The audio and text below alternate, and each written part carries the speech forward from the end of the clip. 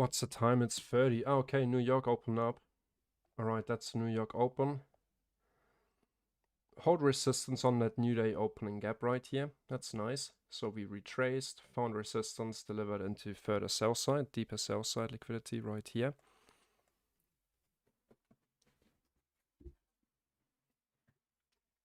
Let's see.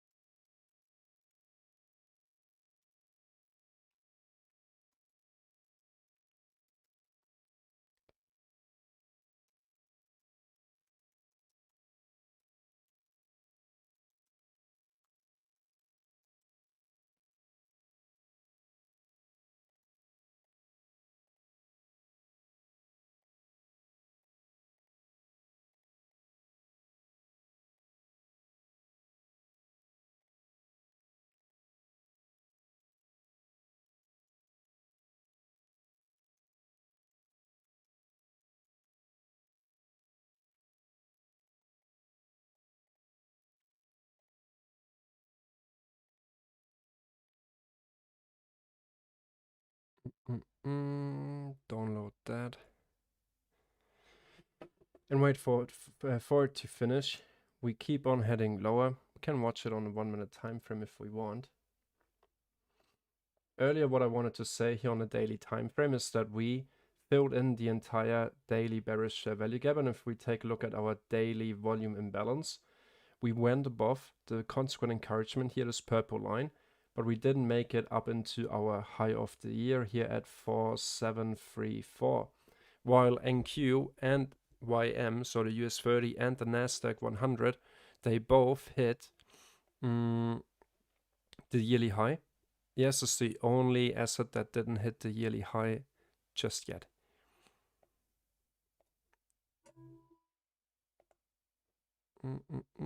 So let's close this. And quit a few programs that we don't need right now.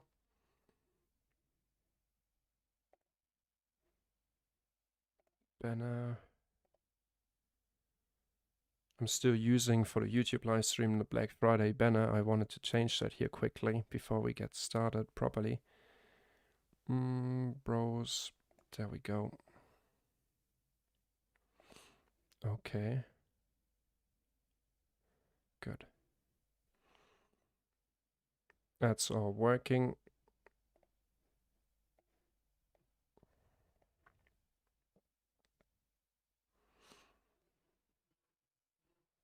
All right, where we're at? We're right at the consequent encouragement of our daily bearish value gap. We just leave it on here.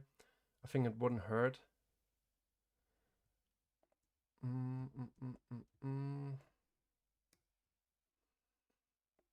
And put the fib retracement into the main daily. So we filled the volume imbalance. We filled the bearish value gap.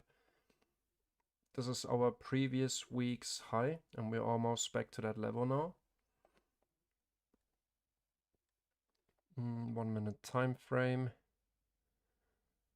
New day opening gap, bearish value gap entry for the continuation lower. Take a look at EU. EU also went lower. Earlier, I've been eyeing a potential market maker sell model here on EU since we saw it go up very beautifully in a market maker buy model. Then yeah, CPI news kind of messed that up a little. Wanted to continue a little bit higher to take out more buy side. I marked out this buy side earlier. Then we, eventually now we're on the way to hit my targets. The last target would be the Asia session sell side, obviously.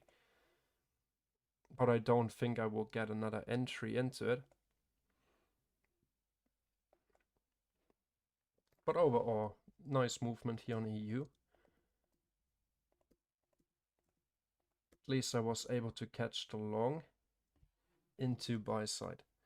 All right, that target has been cleared. Asia session low would be target number 4 on EU.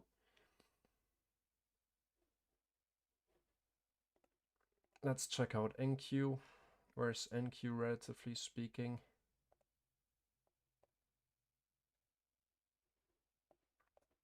That's our new week opening gap on NQ. Just trying to get an overview. Not looking to get in a trade right away. All right, main daily, let's hide that here quickly. We mark that out manually. Our new week opening gaps, we're gonna make them purple.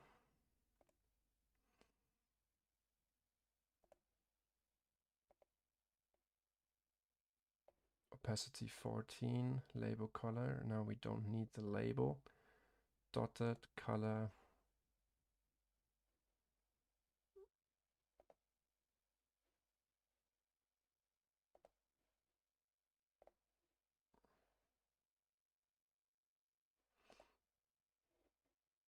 Let it load.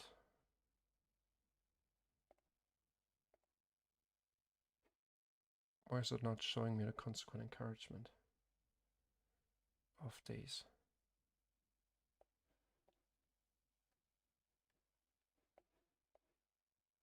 Anyway, all we do right now is continue lower. Not a fan of hopping in here. I'm gonna wait. Be patient. Trying to fix the new week opening gap consequent encouragement here. New day opening gap dashed 100%. Really should be visible. 100% dotted.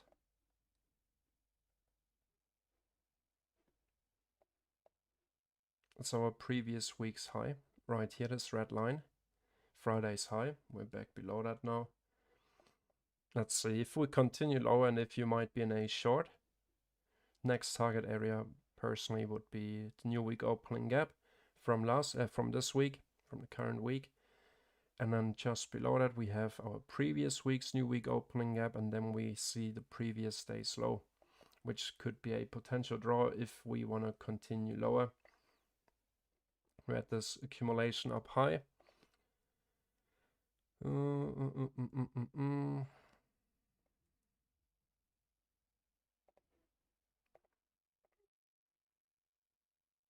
Almost 3 standard deviations to the upside of our Asia session range, and from our Asia session range to the downside. Yeah, realistic. Let's see, is anyone in a trade watching the live stream right now? Yeah, I think post CPI we had pretty decent price action on a 1 minute time frame, like said. MT5. I've been short. Let me zoom in here. Why do I see that trade history? I've been short right here, and then I manually closed. Now I had my stop right above this candle's high, which has been cleared. Then I entered short again right here and right here, taking profit right here. And then I jumped in back in a short down here with 2 lots. Quick $250 just into the low of the day. And after that I stepped away, taking a little break. And yeah, see how we go for the New York Open. And that's me trading on the Funding Pips account. I really enjoy trading with it. Like after trading with the trailing drawdown for so long, and with Apex actually the live trading drawdown, not saying it's not impossible to trade with it, but for December I decided to try out Funding Pips, especially because they have the lowest spread right here on CFDs. That if I go here into the properties on my MT5, common colors and ask price line, let's make that ask, let's make that red, and the other one let's make that blue. No, bit. Let's make the bit blue.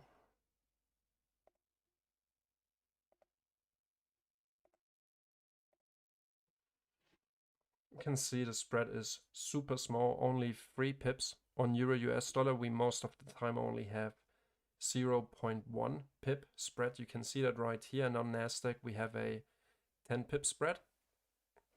Right here, if I head over to NASDAQ. Also super small spread. That really shouldn't make the difference. So I always, because I've never traded with funding pips before, to be honest, I always was a little bit scared of what spread of the effect that spread might have to my trading, but a 3 pip spread really isn't bad at all, if we're being honest. And I like that. It doesn't impact my trading at all. Alright, 1 minute time frame. Let's check out the 5-minute time frame. We have a nice 5-minute bearish fair value gap here. We already cleared sell side, next short-term low, next short-term low. Check out the 15-minute. It's going to close in 3.5 minutes. Previous day, previous week's high.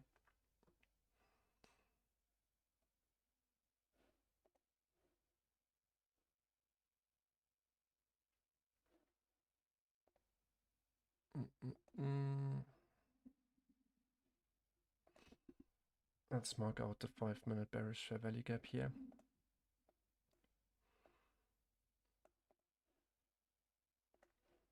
Drop it down to 1 minute. Take a look at NQ.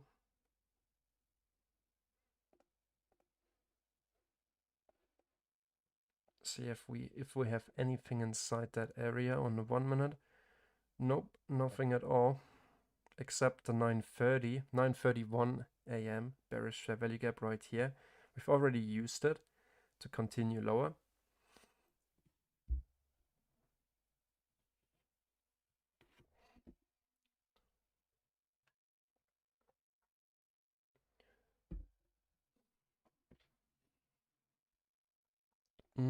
EU. Eventually we're gonna hit the Asia session sell side. If we take a look at the DXY, usually exactly the opposite of what we see here on EU. Now starting to fill our new day opening gap. Actually already filled it in completely. Hit our high of the day, Asia buy side. EU didn't yet, so there's slight SMT divergence between EU and the DXY. But the DXY keeps on trending higher right here. It's interesting. Previous day's high, high of the week, or previous week's high. Yeah, eventually we're gonna see this being delivered, but taking an entry off that lowest fair value gap. Stop loss right up here. I think that would be a little bit too risky for my liking. If you're already short, I would just take partial, secure your stop at break even and target the Asia session low and maybe even the low of the week coming in right here at Monday's low, right around 1.07445. If we really want to continue selling off today. So let's take a look at ES. Let's use the ICT all-in-one indicator to turn on the regular trading hours opening gap and see where that is coming in. There should be a purple box. Right, yeah, that's our regular trading hours opening gap. That's above us. We haven't filled that in yet. So that's where we closed yesterday for the New York session, regular trading hours. And that's right here where we opened up at 9:30. So this is our gap lining up nicely with the new day opening gap and the VWAP for a potential retracement just to fill that in. If we head over to the regular trading hours, this is our gap right here.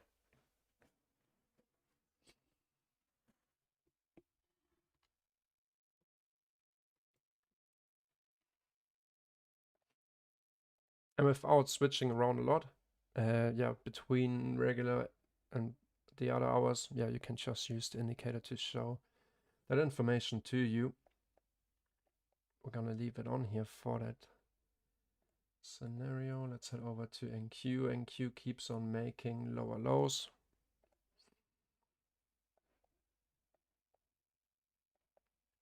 So right here we see NQ made lower lows, while ES is forming equal lows.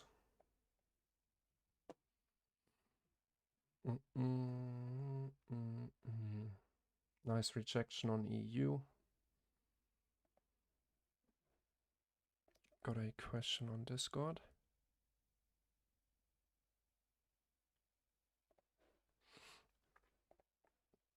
Yeah, that's what I did on my MT5. So I've been short right here, and then I secured profits at the London sell side, and I took another fair value gap entry to take profit at the low of the day.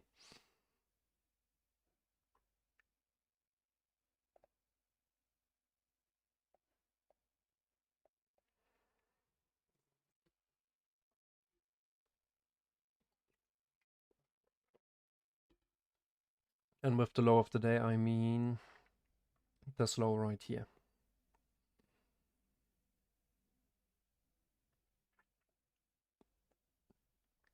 This could be a potential break and struck. No, tricky. Low, equal lows.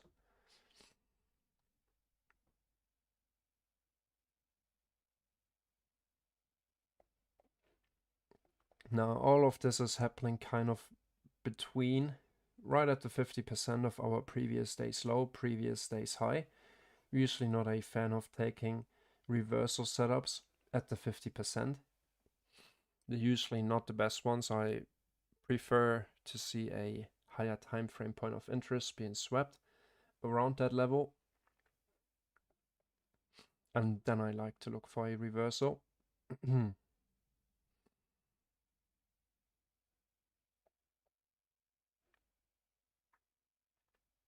We have two 5-minute bearish fair value gaps and a couple of 15-minute fair value gaps up here.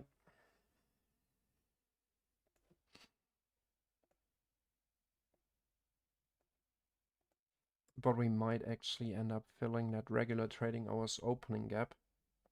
Just gonna keep an eye on that. We have that SMT divergence right here between ES and NQ. Let's turn on the regular trading hours gap on NQ here as well.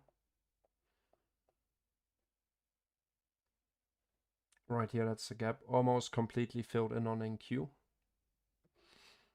Different colors though, that's not, it doesn't matter right now. So now we're inside our 5-minute bearish fair value gap. We shifted structure, we had at least a break in structure.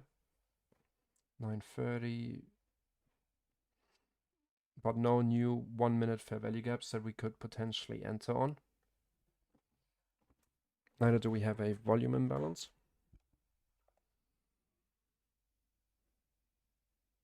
Good morning, Shoes here. Welcome back.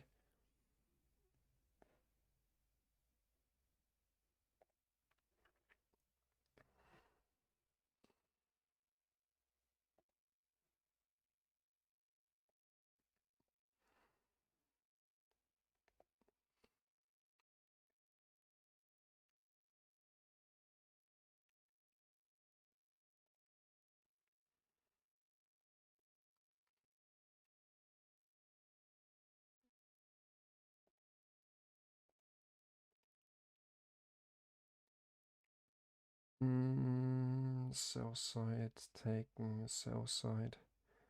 Next sell side target would be below our new week's opening gap.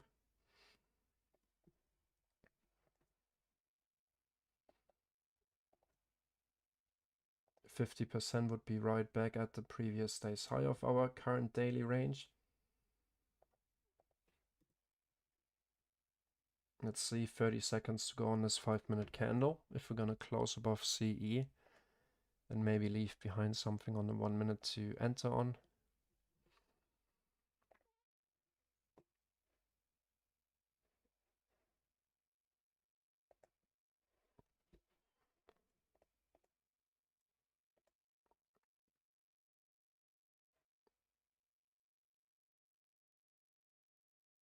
Alright, so we close above the consequent encouragement of this 5-minute bearish fair value gap.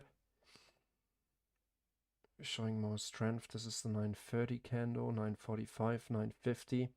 So this would be our AM session macro around the new 4-hour candle.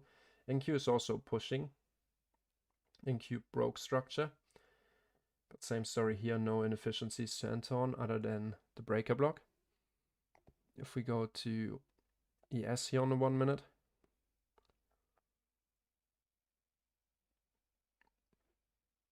No, I'm not going to participate on that one. Because I don't believe this could be potentially a low just around the 50% of our previous day's range. So from orange line to orange line right here. Retrace into the 50%. I would be more of a fan to actually use the 5-minute inversion fair value gap, but therefore I have to wait a little bit longer and I might miss out on the opportunity. 1 minute time frame. That's the only 1 minute fair value gap here on this price leg before we reach into our regular trading hours opening gap. So I want to see if price is strong enough to close above the 5 minute, and then I would maybe take a long into the regular trading hours opening gap, but this would only be a, well, 5 points. That's not too bad. Alrighty though, I'm gonna be back in 2 or 3 minutes, just going to the bathroom quickly.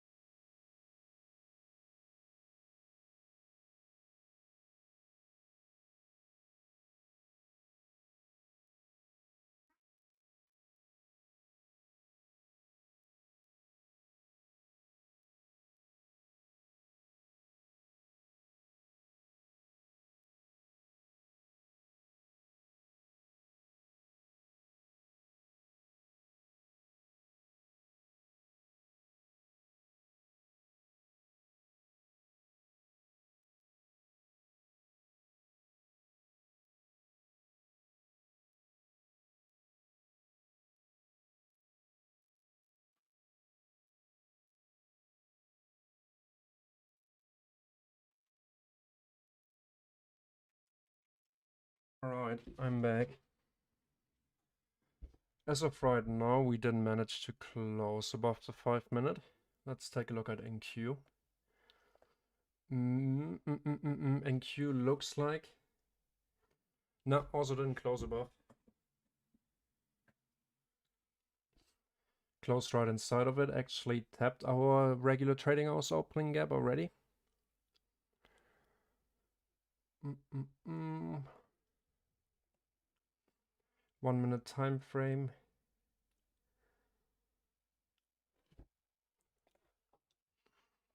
Let's just drag out this highest 1 minute bearish.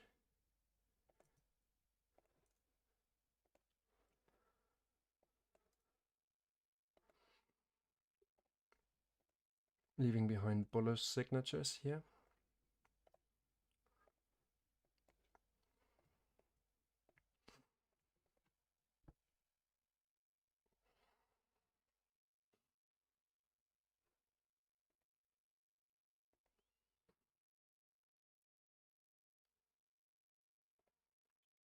(15-minute), 1 minute.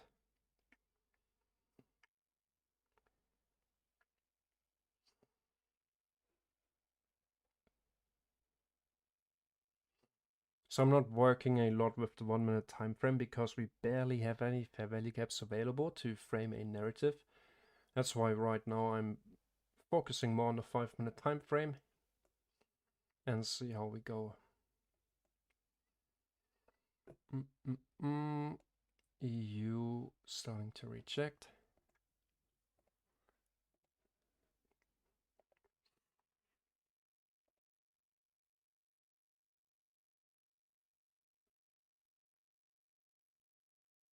Pulled another rabbit out of my butt this morning. Is that a good or bad thing? Could be both. H. Smith. Another rabbit out of my butt.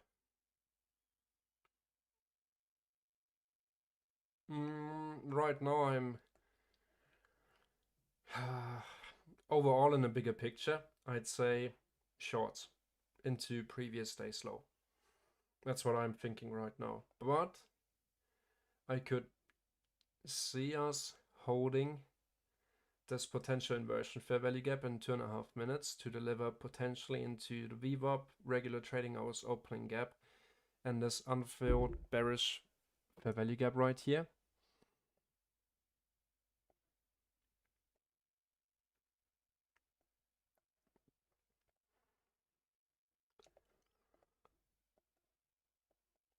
But therefore I would like to see a invalidation of this 5 minute bearish fair value gap. If I see that, I would take a potential long. Take a look at NQ. NQ is really pushing here, really showing more strength than ES is.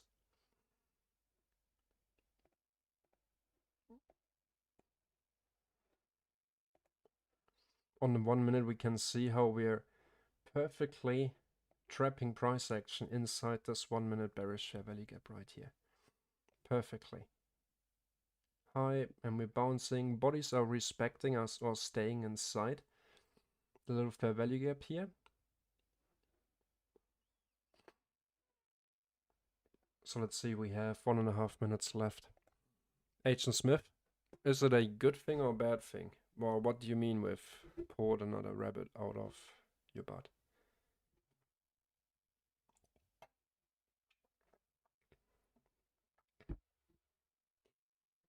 Let's check that out. Google. Poured a rabbit out of my...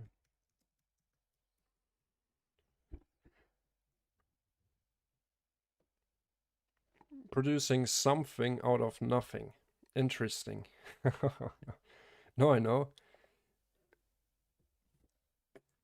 Producing something out of nothing. 34 seconds. Looks like we're gonna close above. Go to the 5 minute time frame.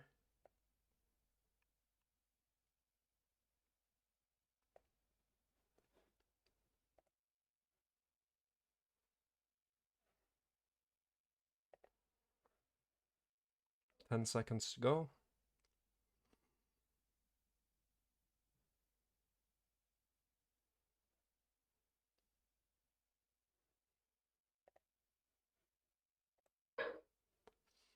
Let's see. Lines.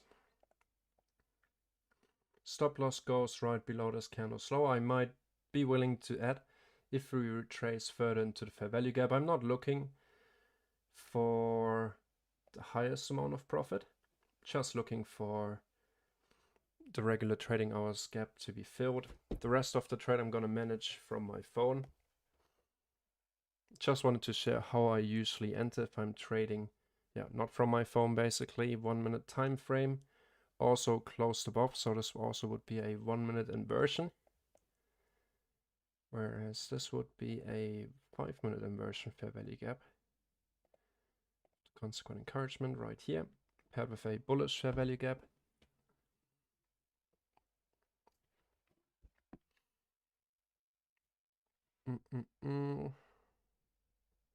But I don't like switching between charts all the time, so the rest is gonna be executed from my phone. So if we retrace deeper into this bullish fair value gap, I'm gonna take the long.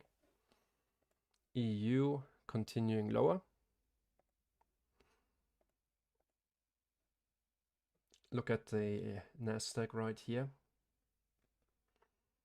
Really strong close, almost back at the midnight level.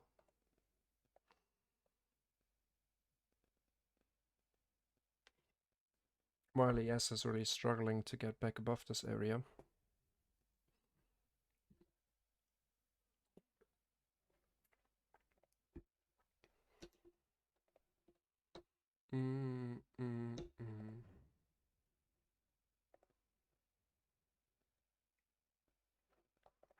Analytics. 8 views on YouTube. I hope you're enjoying the show. Feel free to give me some feedback or ask some questions in the chat if you want to. And same goes for the VIP members on Discord.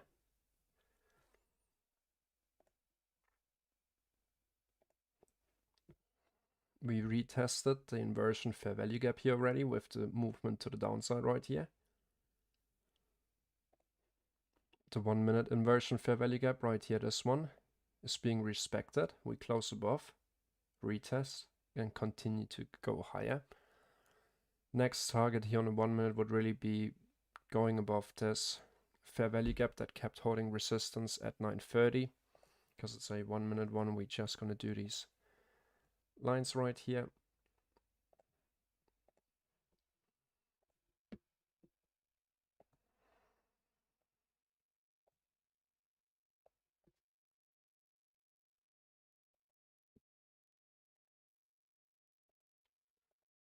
Take another look at NQ. NQ is starting to reject off the midnight level, cleared the short-term high right here, above the regular trading hours opening gap, while ES is still lacking behind. Mm, mm, mm, mm, mm. 15-minute time frame, no inefficiency, up until right here. Going back to the 5 minute.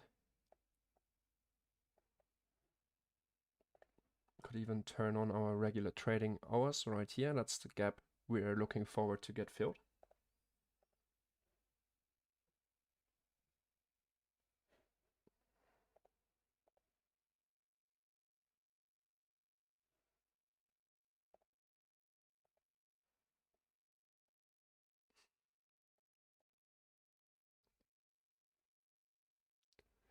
Make my wish come true.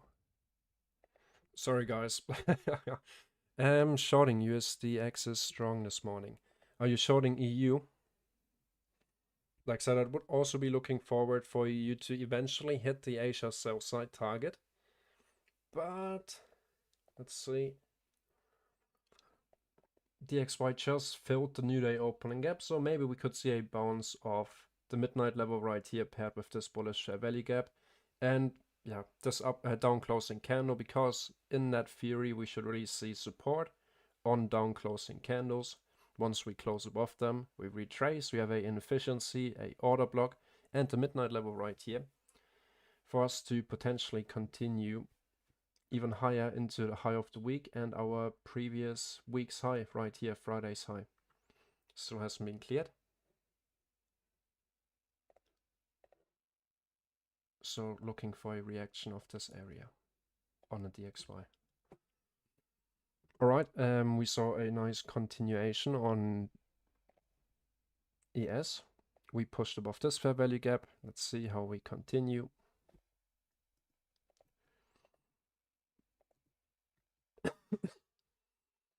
Looking for this V-shaped recovery. Target buy side liquidity.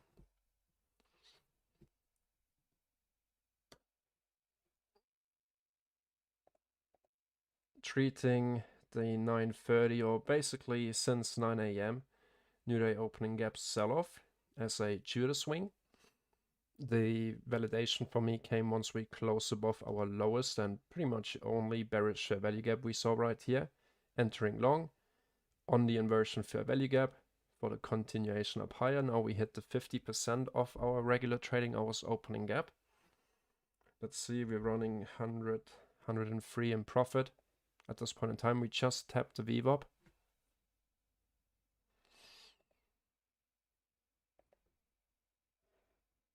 Let's open up NQ here quickly. NQ is already above our regular trading hours opening gap, above the VWAP, and starting to push above the midnight level. I want to see that hold.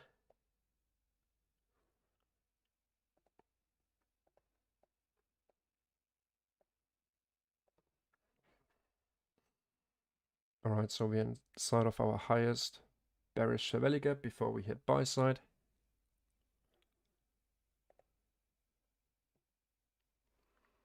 No, I'm not singing that song again. That's just because prior to the stream, I've been driving in my car. I like to do that.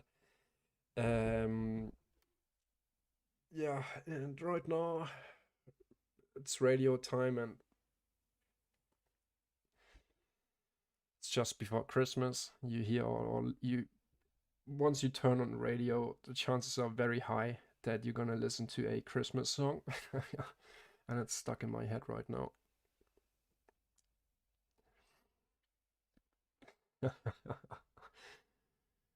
Oh, god damn it. All I want for Christmas is a payout.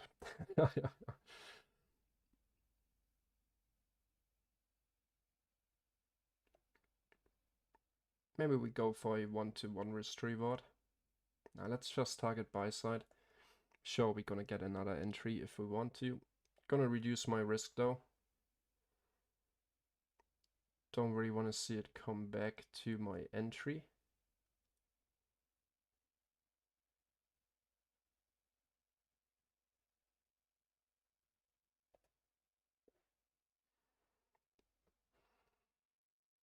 Go back to trading view.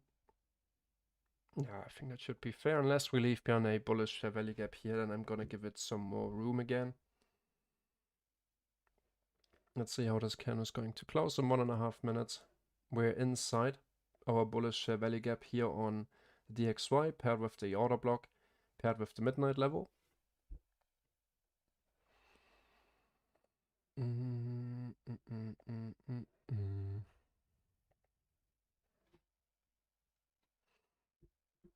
Did anyone jump in with me on that long here on ES?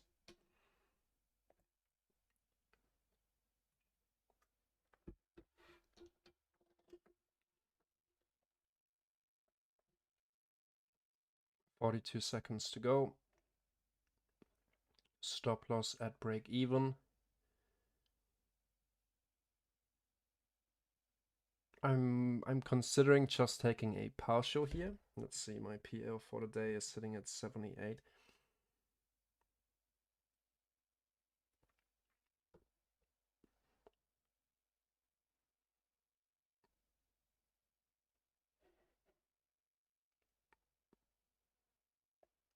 There would be a 2-to-1 risk reward all the way up here. I'm going to do that for now, and once we hit that area here on trading view, so now we have another inversion fair value gap we filled in this right here, I'm gonna take a partial on my phone. Close position. Take 50% off.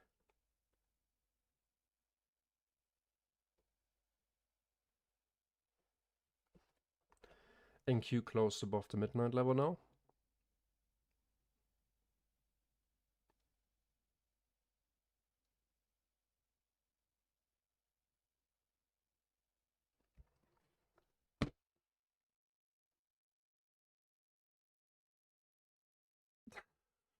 Background sound.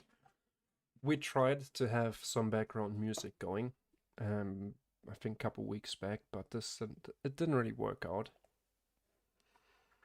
So we decided if you want to listen to music in the background, you can choose the music yourself and just play it in the background.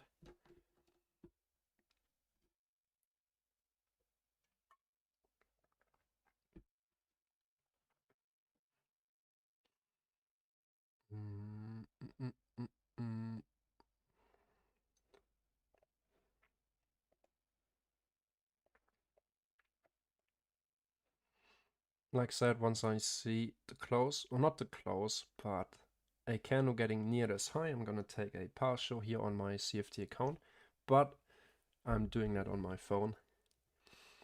My overall take profit target seems, maybe I also just close the entire position and look for another entry. Once we get it, it's 10:10 now, 10 a.m., 10:05, 10:10.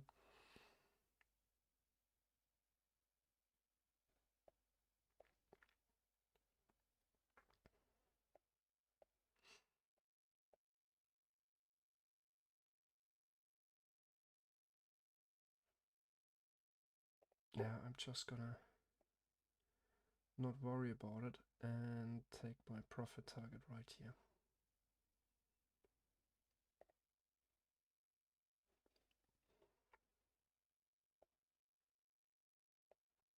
So on NQ, looking at this lower low, lower high, lower low, we could be looking at a potential breaker block, looking at those three consecutive up closing candles as a breaker to hold support and to continue back above the CPI news high.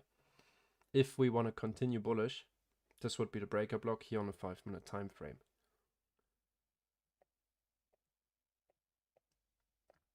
Just want to have said that. Bullish value gap on ES. Breaker block on NQ, also overlapping with a nice bullish value gap right here.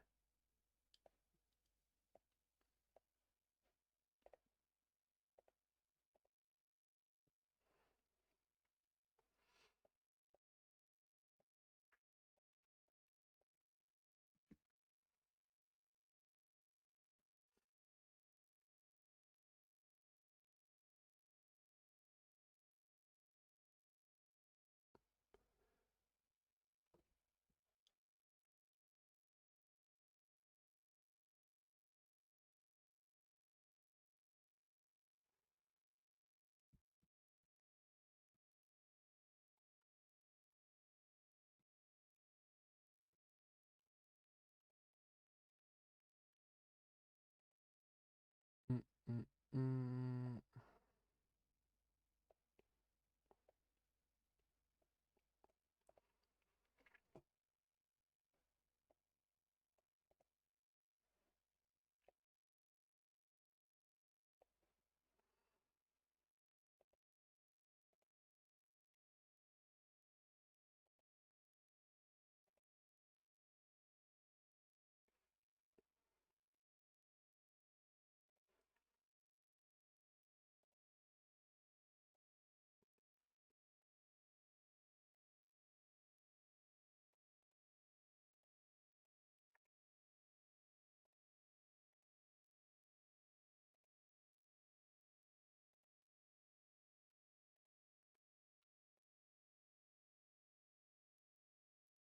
Seven, 6, 5, 4, 3, 2, 1.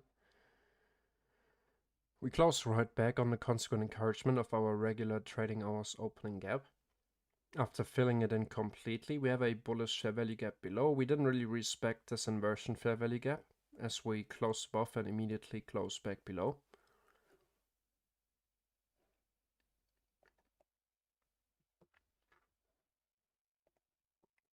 Check out the DXY. Respected our bullish fair value gap with the order block, but this might take a couple of 5 or 15 minute candles before we actually continue back up.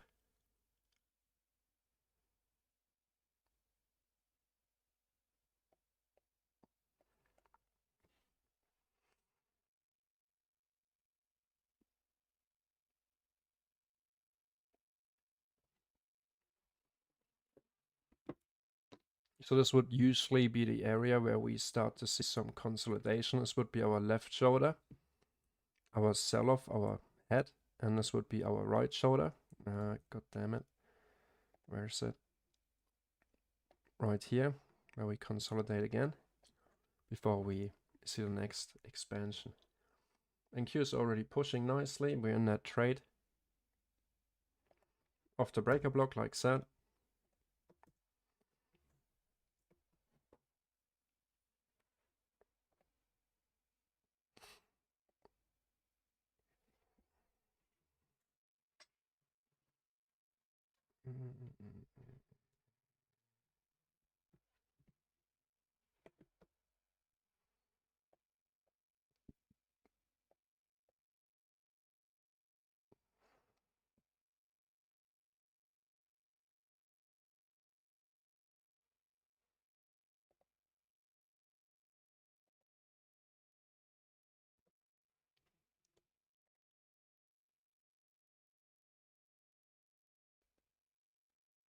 Interesting trade you took, but what gives you the confidence to take this long without market structure shift in a heavy day?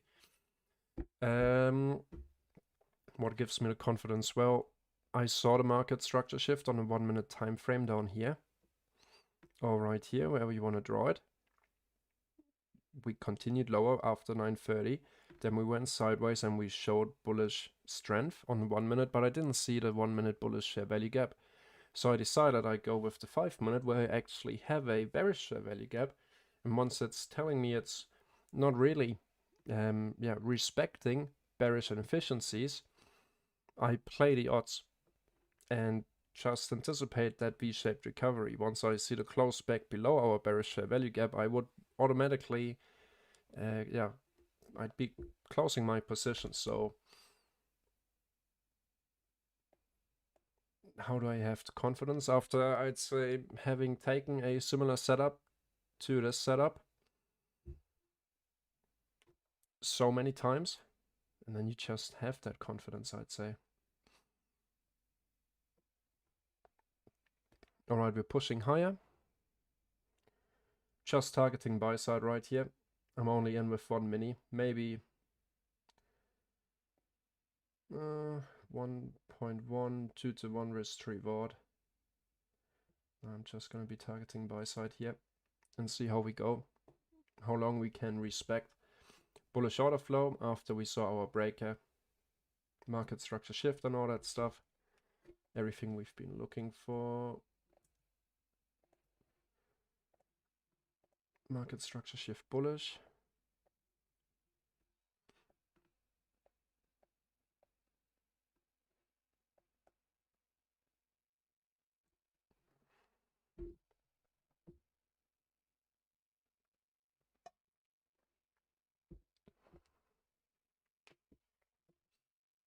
You closed in Q because of that inversion fair value gap there. On the 5 minute, there's you mean this inversion fair value gap? No, I'm gonna wait for invalidation of this move. I'm happy to take that risk on here. See how we go. Right now, order flow is bullish. It respected our breaker block to the tick right here, with the candle body at least. So that's nice. Going with the flow. And right now the flow is bullish. And usually once the flow is switching, it doesn't hit my full stop loss. I most of the time take a small stop out. We close above our regular trading hours opening gap here on ES now.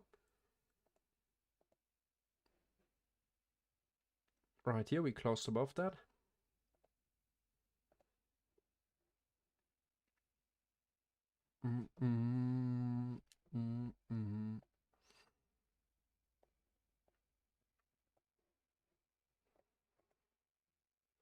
The DXY is back inside the bullish share value gap we've been talking about.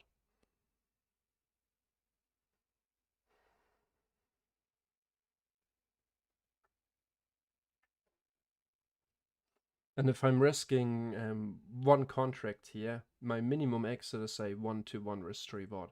Everything below that doesn't make sense because then my average losing trade will always outweigh my average winning trade if I don't give it the potential to actually expand and make some decent profit. Just because I'm scared. Alright, I'm out of the ES trade right here. It hit my take profit target, the SPY side liquidity right there. Here there's the MT5 execution. Very nice execution, can't really complain about it at all. Of course, we could continue higher from here and take out this high, but I'm happy with that.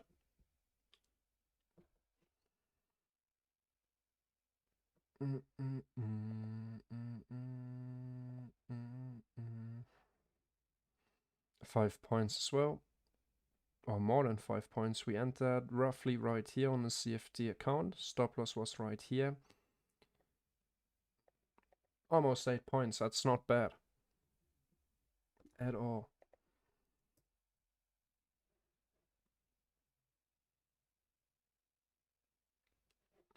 Turn off our regular trading hours opening gap. We don't need that anymore on our chart.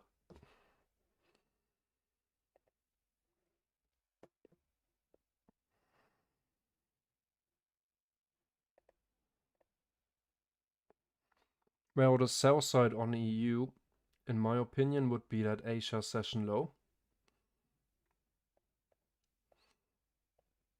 Right here, that Asia session low. But we have that SMT divergence here between the DXY and EU because DXY cleared that buy side.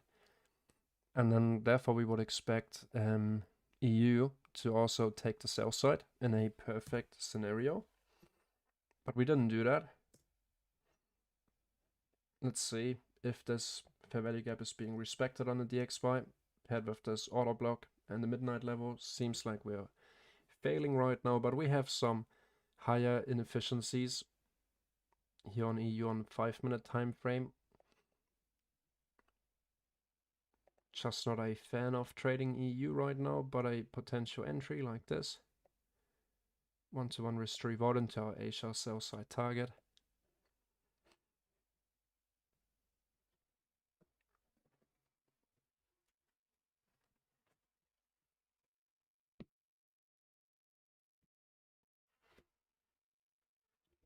Already pretty happy with today. Now we're bumping once more into that new day opening gap right here and our old Asia session low.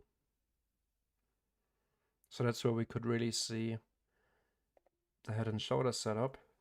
Left shoulder, head, right shoulder, neckline, expansion back up.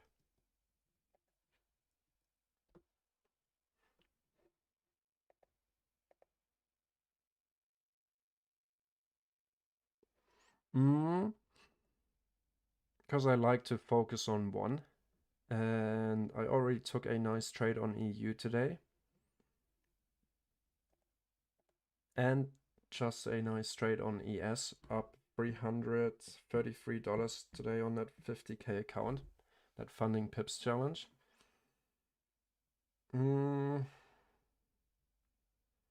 Why? Just because I wanna stick to ES for now and NQ. Only rarely, if I see very poor conditions on ES, I trade EU. Like this morning where London was all choppy I decided to switch over to EU because I saw a better setup on EU.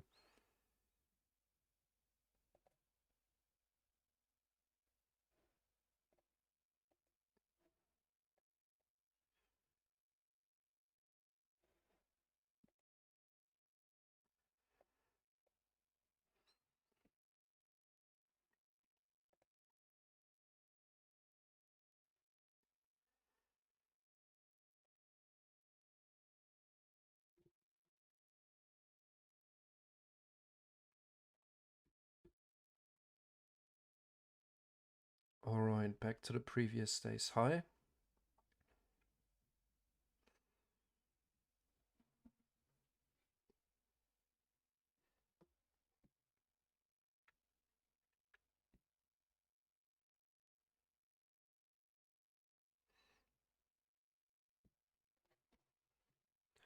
Now it's getting closer and closer to 10:30.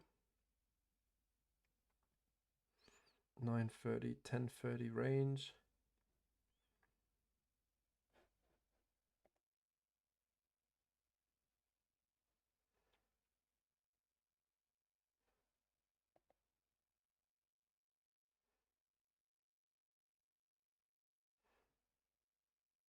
If I take another trade today, it will have to be a good setup. What do I mean with good setup? Well, something I feel more confident in taking, and I'm just not confident enough to trade EU in that scenario. I'm really good with ES, but EU, it's something new. I'm trying to trade it now since I have the opportunity to do it with zero to, well, basically no spread at all. If I switch over to EU, that's why I tried it this morning. And also because I don't have a live trailing drawdown, like what I used to have with Apex. So I like that.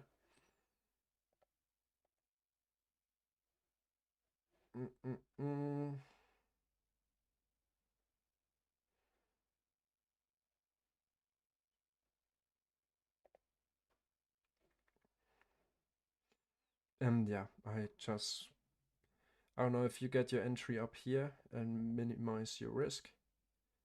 Maybe, yeah. But it's just not good enough for me to take as another trade, already being nicely in profit.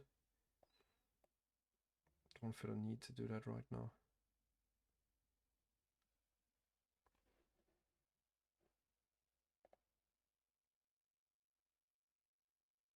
Do I think about the 5-minute fair value gap on NQ? You mean the bullish fair value gap down here? Well, at this point, I wouldn't really... Well, I could see the retracement into that. Also forming that head and shoulder setup. To the downside, of course, and we're gonna bounce off this fair value gap, but I would prefer NQ to hold above the midnight level if we want to continue higher. But we just swept the high right here, those two equal highs with the wick, and immediately rejected. I'm gonna hold on to it, but I would prefer it to continue higher without filling it.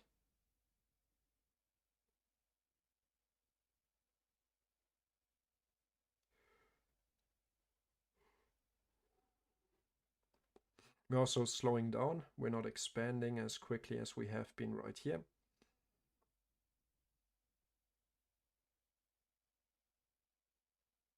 My face reveal stream. I'm working on that. I'm in the process of getting a green screen to put a nice background behind me. But I won't do live streams with my face all the time. I might do one, because there's really, in my mind at least, no point. Of course you would see my face. I guess that would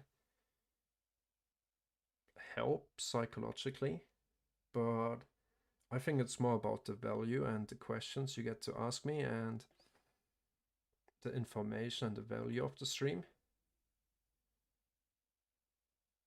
At least that has been my thinking. That's why I haven't been doing it, and also because I don't have a nice camera. I would have to use my MacBook camera, and that's really just not doing it. Maybe I get one for Christmas. That would make sense. And my setup is consisting out of my MacBook Pro M2 with the Max chip, so the M2 Apple Silicon Max chip. Love that. And yeah, the MacBook Pro and 2 screens right now. Very, very minimalistic setup. I used to have 4 monitors back in the day. I thought more screen real estate is really gonna be beneficial. Back in the day where I was trading 4 charts at the same time. But this just led to me wasting mental equity or mental capital, trying to manage 4 positions at the same time. Didn't like it, and I decided to cut down in size, sell my monitors, and yeah, really back then I have only been trading with 1 screen. Right now I'm counting my MacBook Pro screen also as a monitor, so it's not the biggest one. Yeah, Black Friday ended quickly.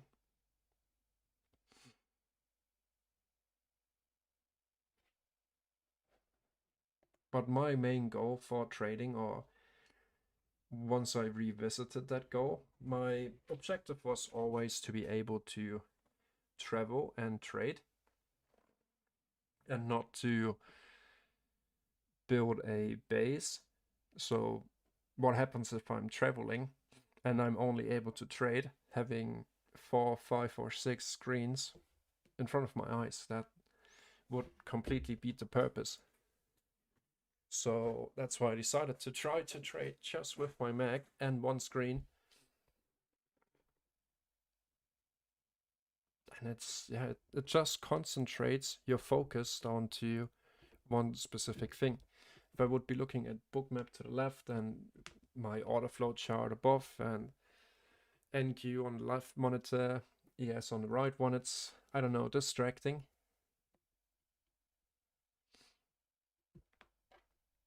Of course, I understand it might be more fun, more information, blah, blah, blah, more things that are flickering up. Like if you're in a casino and you're playing the slot machine, the more shiny things and noises you see, the more fun you have playing it.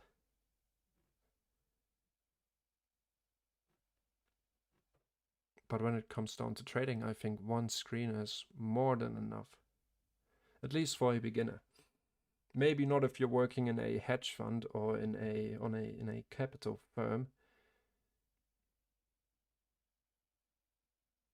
But for a retail, yeah, I still consider myself retail trader, trading funded accounts.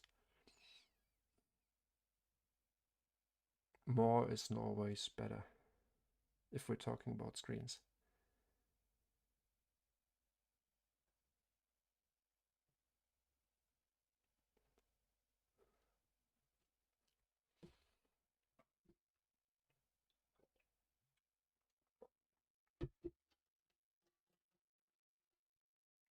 And I'm also the person, I have that personality trait where I'd say I'm easier than most people, or the average person, in terms of focusing on one specific task. I like to do, if I can, 10 things at a time, multitasking, but not really, well, the quality of each individual process or project that I'm doing, trying to multitask, is suffering in quality. That's why I prefer to stick to one, especially when it comes down to trading, and that also really improved my results. Just focusing on one chart. Of course, I have EU open over here, but it's just something in the back of my mind.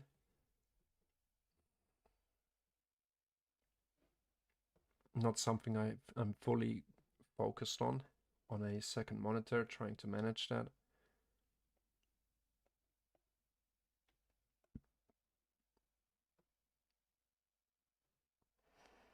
How big is my screen here? That would be an interesting question. I don't even know. Should be around 32 inches. Pretty sure.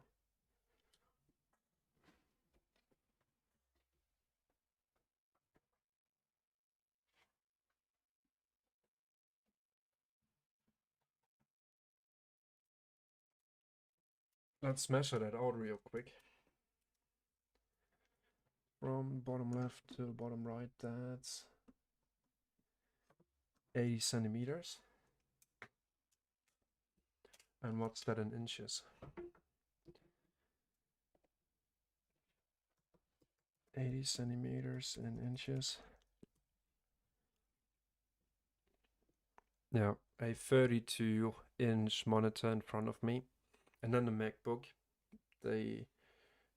with the biggest screen size, I'm not sure, should be 16 inches on the left side. And that's pretty much all.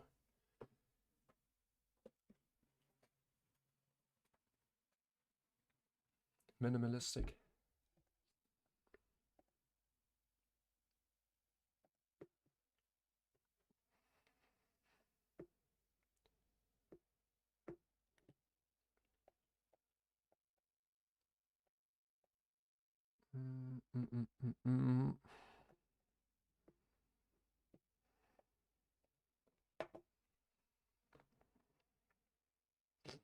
Took the lows, bounced off here nicely.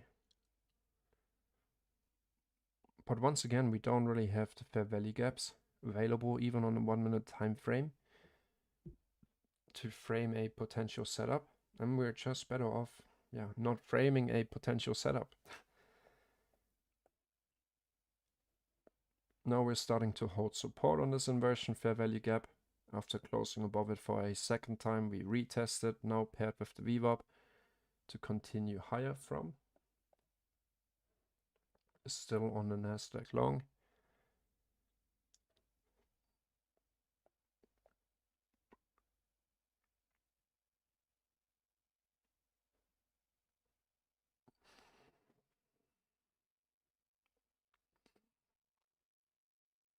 How many screens does everyone have or look at when they're trading?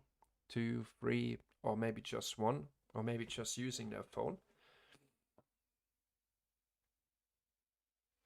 That would be interesting, what the average amount of screens would be. So I'm sitting in front of one 32-inch Samsung curved monitor and my 16-inch MacBook Pro to the left of it, where I watched a Discord chat and a YouTube chat. 3 main and then a TV for a fourth. I'm 24. Or well, turning 24 just after Christmas.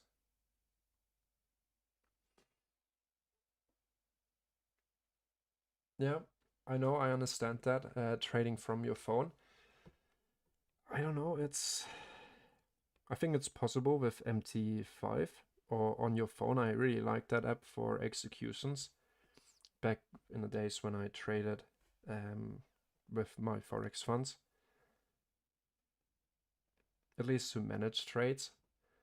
But executing on your phone with TradingView, yeah, I would also try to avoid that, really.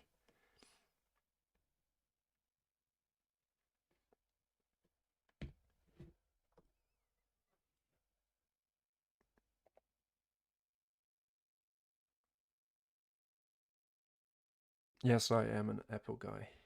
Omar, indeed. I didn't used to be, not at all. But then I decided to get my first MacBook, and I fell in love with it. Power machine. Back then I had the M1 MacBook Pro. Already really powerful, and then I decided to upgrade to the M2 Max, and I just love it. And then I have an iPhone, iPad, Apple Watch, and I just like the connectivity between all of them. My calendar, my contacts, my messages. Yeah. I know there are some certain disadvantages to it, but since recently I have that virtual machine on my Mac right here with parallels, and if I open that, I can show that quickly. It should open on this screen.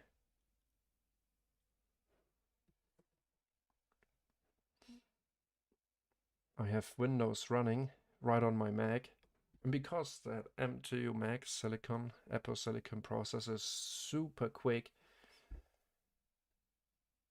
it's like I would have a little Windows computer right next to me. I can open up NinjaTrader, Quant Tower, and all that stuff, still running my Mac, and I really like that.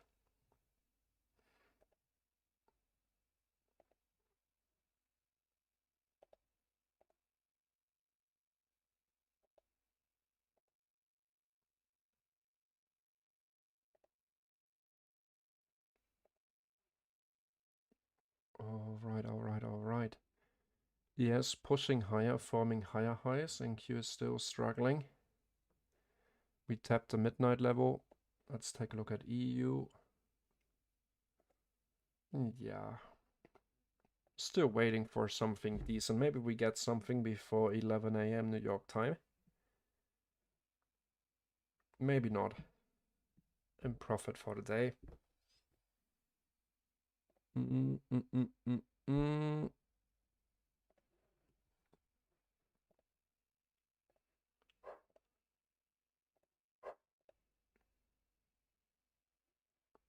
Leave that running. Turn off Spotify.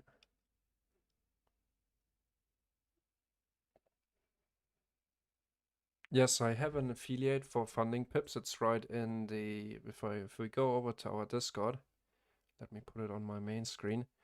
Here inside the funding section, right here, funding, a 5% discount. That's all funding pips is giving away of their margin, because they already offer the cheapest CFD challenges in the entire CFD challenge industry.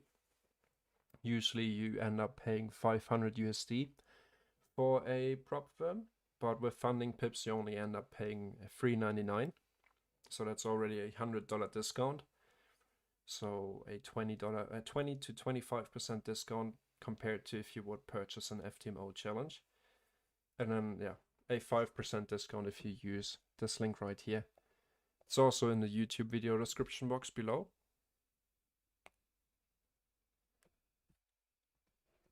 But yeah, it's right here inside the funding channel. And I think it should also be in announcements when I talked about it right here. Appreciate the support.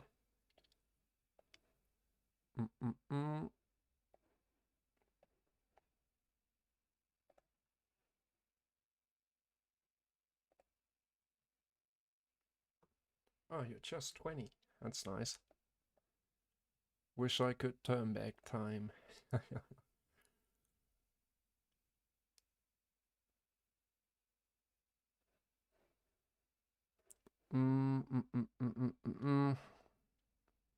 Yeah, really slow and tedious price action now. Yesterday after our stream, right here, let's hide NQ here for a second and go back to yesterday's price action. So yesterday during our stream 9:30, I started streaming at 10 a.m. We saw the move to the upside above our high of the day here on Monday, and once we cleared that, we immediately reverted back, consolidated, and afterwards we actually saw a pretty clean market maker buy model. Let me go to the 5-minute and now to the 1-minute. So we swept sell side one last time and we immediately bounced back. That's usually the sign that I'm waiting for. I'm not even waiting for the market structure shift. I'm trusting the bullish fair value gaps and the inversion fair value gaps right here. And from here, we really respected all these areas. Next bullish fair value gap, we continued higher, and slowly. I traded in Q though. I think yesterday we got in on the short right here, taking it to a 2-to-1 at 11 a.m. When did I end the stream? I think I shared that on Discord. That short right here. for a potential 2022 setup with the market structure shift and the bearish fair value gap. And we took the long up, or I took the long back up. So where are we at right now? 1 minute time frame, cleared the low, formed a higher high, bullish fair value gap now right here. See if we can use that to push back above the midnight level for potential targets or these short-term highs. But it's first push, second push, third push. Nah, I'm missing the momentum a little.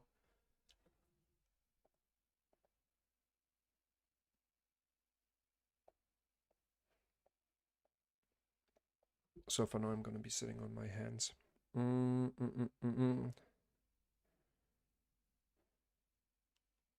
Let me pull up Google Chrome.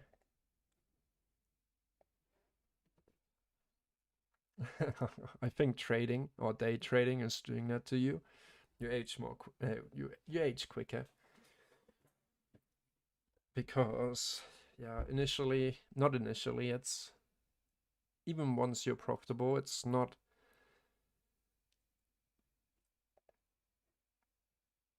Well, it's stressful, to make it simple.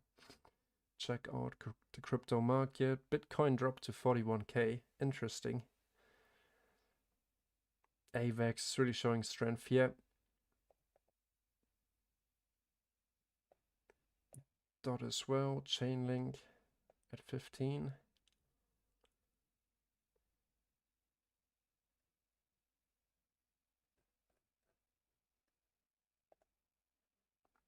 BitTorrent Bonk. AVAX 72% injective. Let's go. I'm sitting at a average 25x on injective.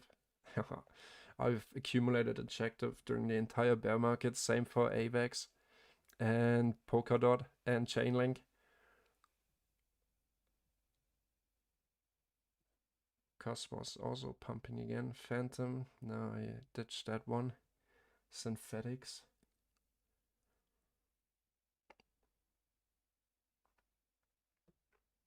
Let's go. Because recently we started a little crypto channel here on the Discord where we've been by some SWT. What's SWT?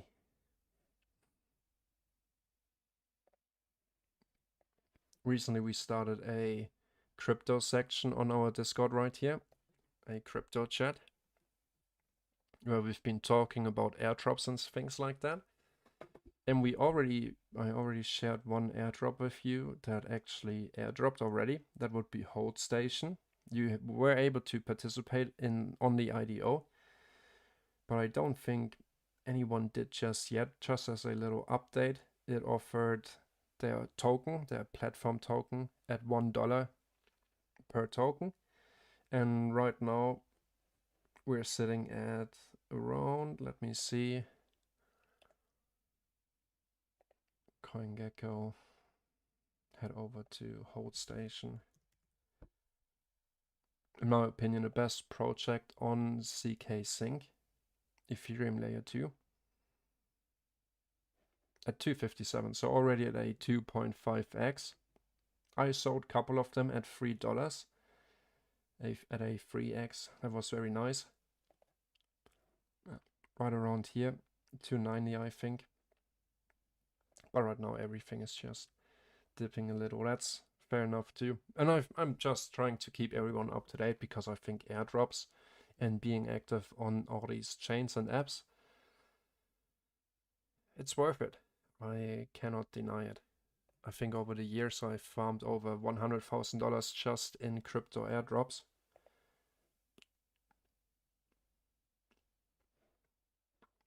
Pretty good at it. That's why I'm trying to keep everyone up to date. And the most recent one would be, what was the most recent one? Of course, Orbiter Finance. Using that bridge will pay off in the future. And even if it doesn't, well, spend a little bit in gas fees.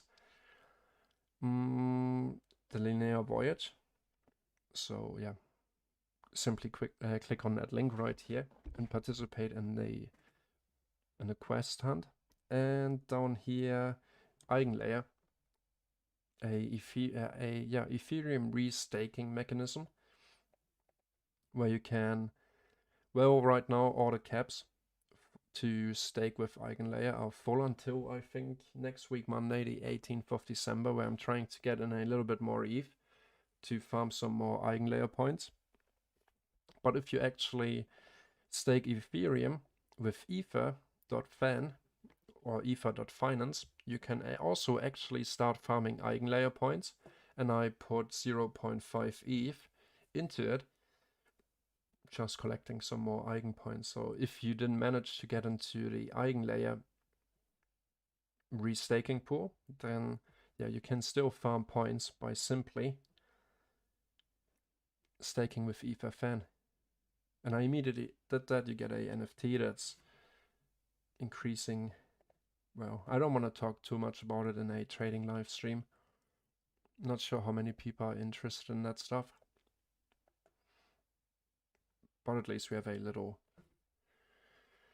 safe space for all the crypto degens on our Discord.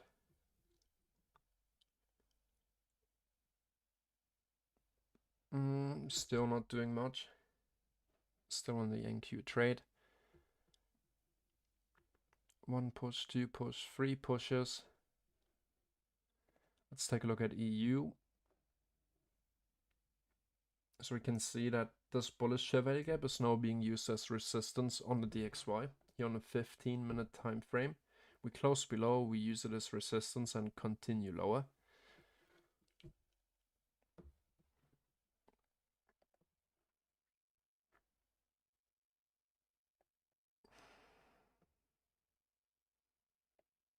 I think a retracement on ES wouldn't hurt. What's the time? It's 10:50, so we're in our last macro that I usually cover during the live stream. At least for the free live stream on YouTube. I might hang around a little bit longer on Discord.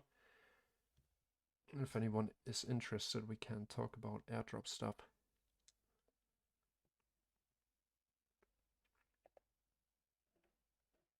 Nope, not right here. Let's check out the VIP live stream. Put it on a second monitor again.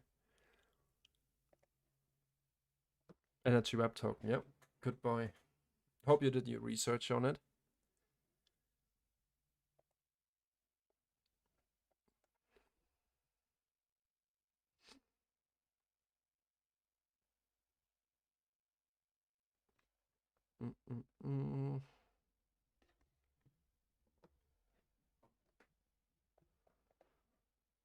Check out the 1 minute time frame.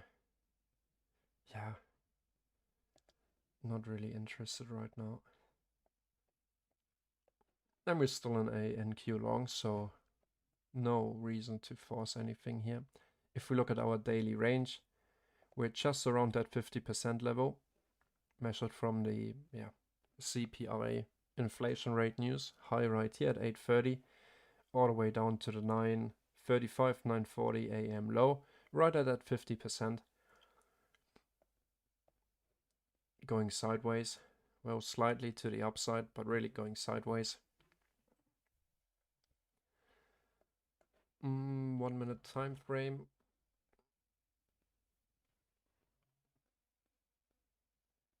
Yeah, not really a fan of engaging at the 50%. We already took the long from all the way down here on stream as well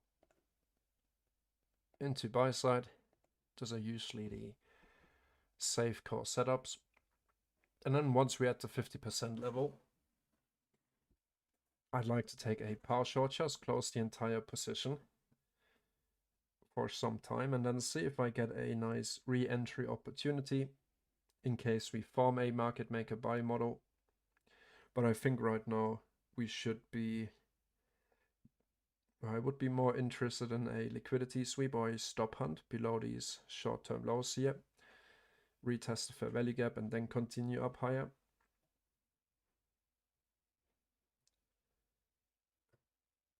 $10.50.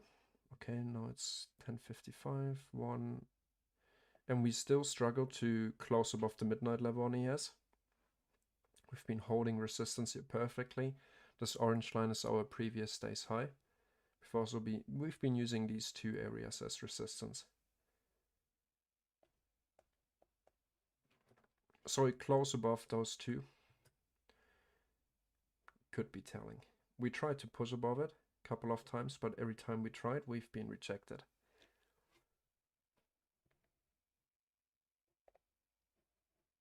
Let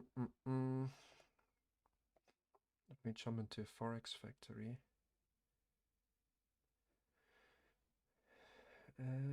Previous 3.2, so core CPI forecasted previous.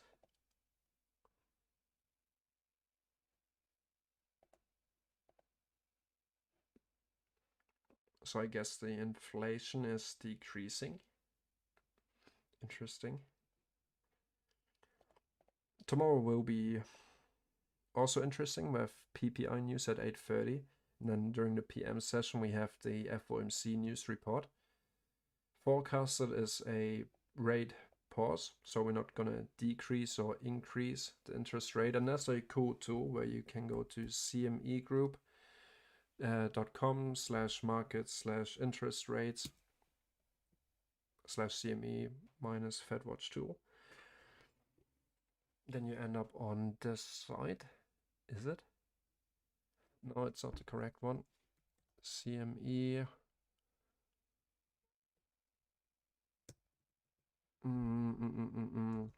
FOMC interest rate decision.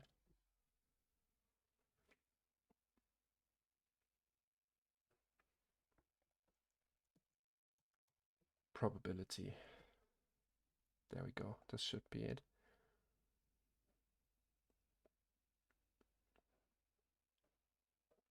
Right here we see that the probability for no change is now coming in at 98.4%. And a hike with a 1.6% probability. So I think, yeah, they're not going to increase interest rates before next year. I think it's going to remain the same. But we can't really do anything with that information. Maybe if you trade on a higher time frame, but as a scalper for the 5, 15 and 1 minute time frame, it's usually not very beneficial to us because we see these big wicks and sweeps. The best approach in that scenario is always to go with the flow, like earlier this morning.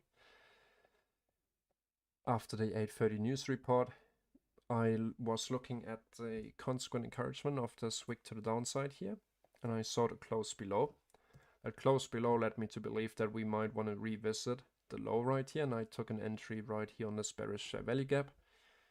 We started to leave behind bearish share value gaps. I got in right here, took profits right here at this low and at the London session low, and got another entry in on this bearish share value gap to the continuation into our current low of the day, coming in at 4675. And then I went away for a little, where I came back for the 9:30 open. 9:30 opened up with a fake move to the downside. We saw the shift in structure and we switched because we didn't see any 1 minute inefficiency. So I switched to the higher time frame, the 5 minute time frame. I saw the close above our lowest bearish fair value gap and I got in on the inversion fair value gap on the retest, targeting buy side at the 50% of this entire range. Usually we see a pullback after that, not today, that's why we're saying usually. Secured profits right here, and now it seems like it's continuing further to the upside. Also in Q, that's still in play.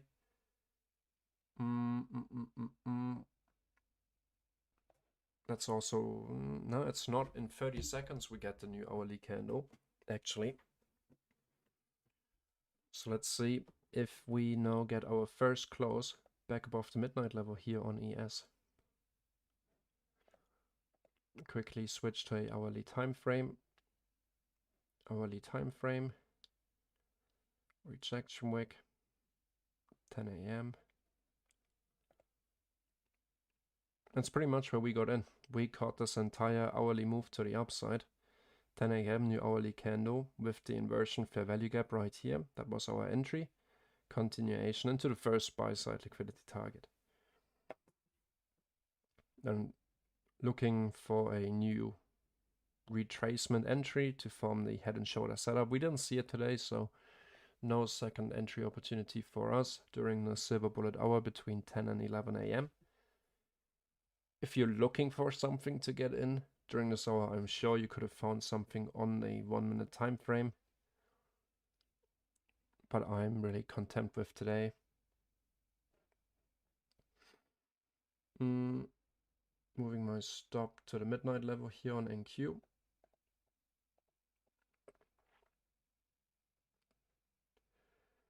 Two to one risk reward would be coming in right here. Already up 100 ticks. Because I want to call it a day and take my dog for a walk.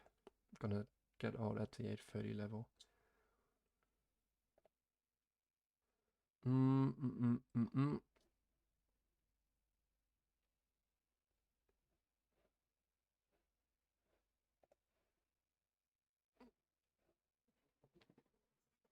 So going to the 1 minute time frame on ES, next target for me really would be the short-term high. See what we do around this level.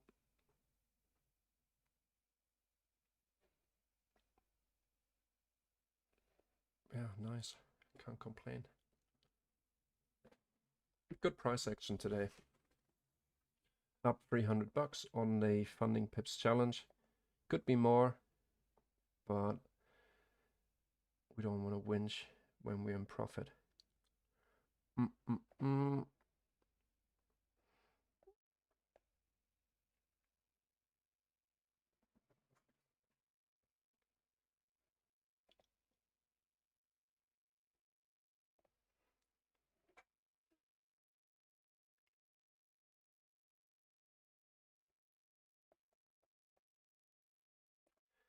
15-minute time frame.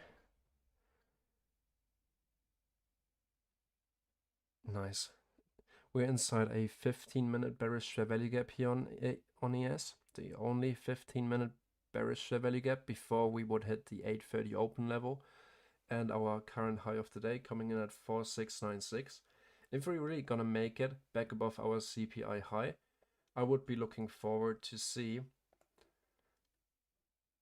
first of all, a close above our daily volume imbalance right here, and then potentially a continuation into buy side and our current high of the year coming in at 4734.25. This is our current high of the year. If we look at ES, so right now we're right inside this daily bearish volume imbalance and this daily bearish value gap. We already closed above the consequent encouragement yesterday of the daily bearish value gap.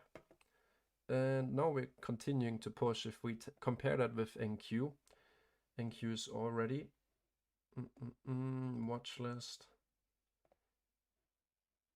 NQ1, we can see that NQ already took out the high of the year and is now pushing above that. YM also already cleared the high of the year, coming in right here during July.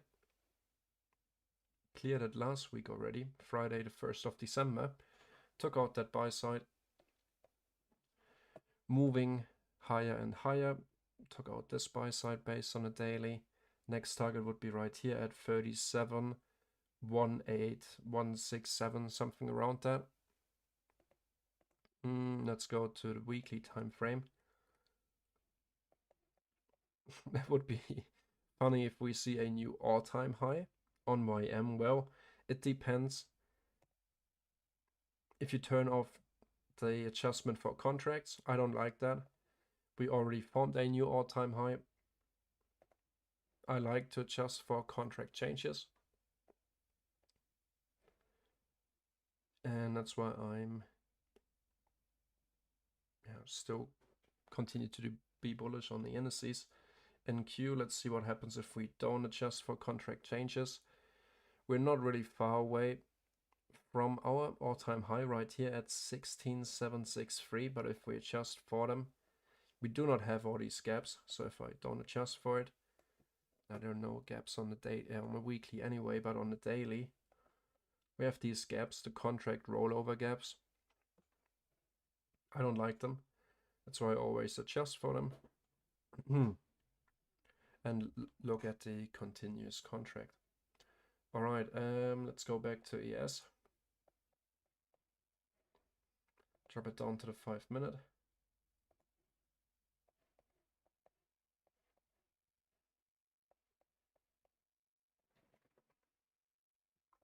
We keep on pushing higher. Let's see if we hit our take profit on NQ.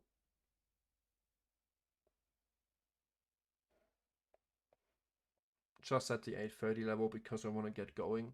It's already 5 minutes past 5.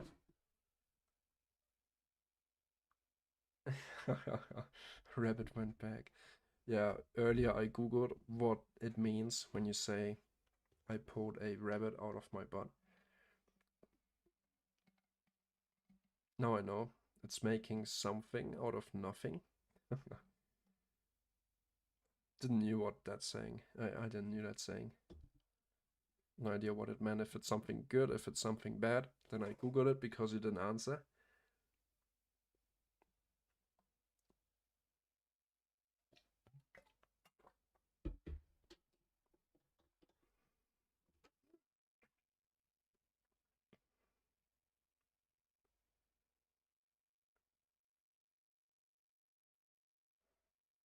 Well, making something out of nothing is, I guess, always something good. The DXY keeps on rejecting the bullish share value gap that we wanted to use as potential level of support. That's why we likely also see the indices continuing to push further to the upside. This could have been an entry opportunity right here, this bullish share value gap. I completely went past me. But I'm pretty happy for today. If we just keep on going with the bullish order flow, an entry up here would be perfectly fine with me. Stop loss right here below this wick low as a safety stop loss. And if we close back below the midnight and this bullish share value gap, I would close my trade with maybe a 3-point loss overall. Come on, we almost hit the profit target. Didn't get filled.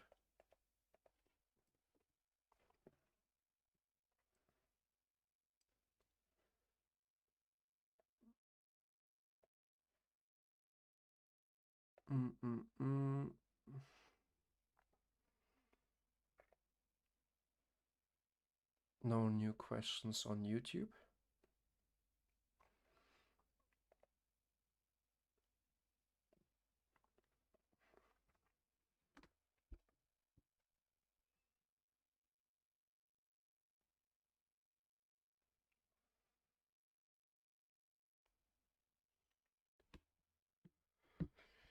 We actually hit the 8:30 level to the tick, but it wasn't enough to fill me here. I think I'm just gonna leave it running. I trailed my stop loss into, should be around 300 bucks in profit or 250. EU keeps on going higher. I want to see how it reacts off this highest bearish value gap. Now we would be in a trade. Don't really like what the DXY is doing though.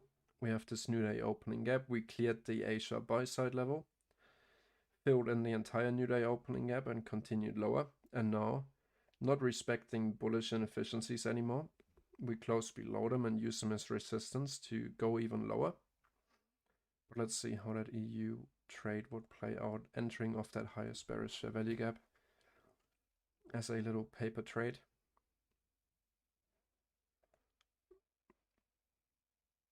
NQ is already above the 15-minute bearish.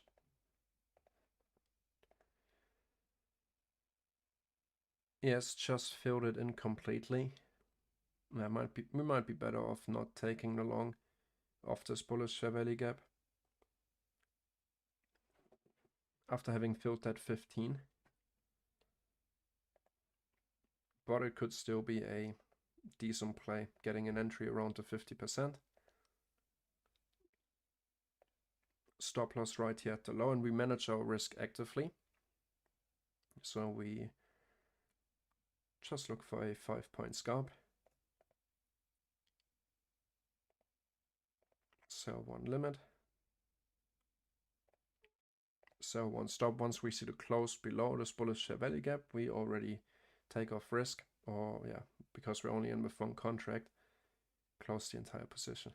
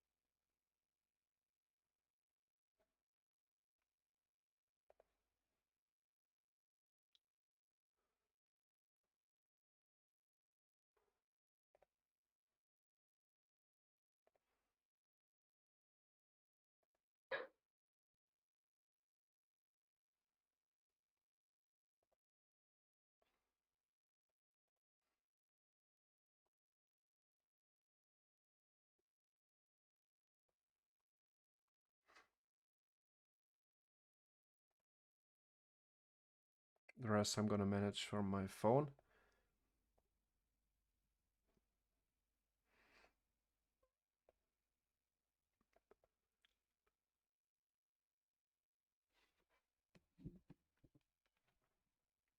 Lower risk entry. Like I said, if I see the 5-minute confirmation close below our bullish share value gap, that entire setup for me personally is invalidated.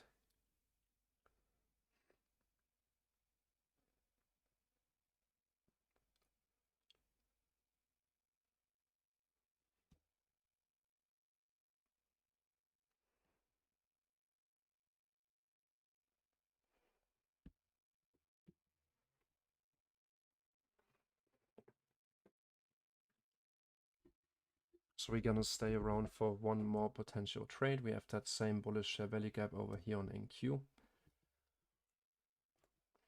Let me drag that out.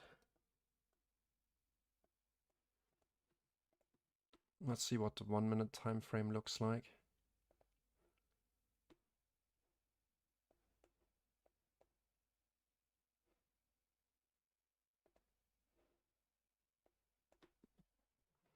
One and a half minutes to go before this candle is closing. Like said, bullish share value gap and midnight level is going to be used as invalidation for the setup for me. If we see the close below. Until we see that, we would anticipate bullish order flow to continue. That's how I can keep my losing trades very small and my winning trades bigger.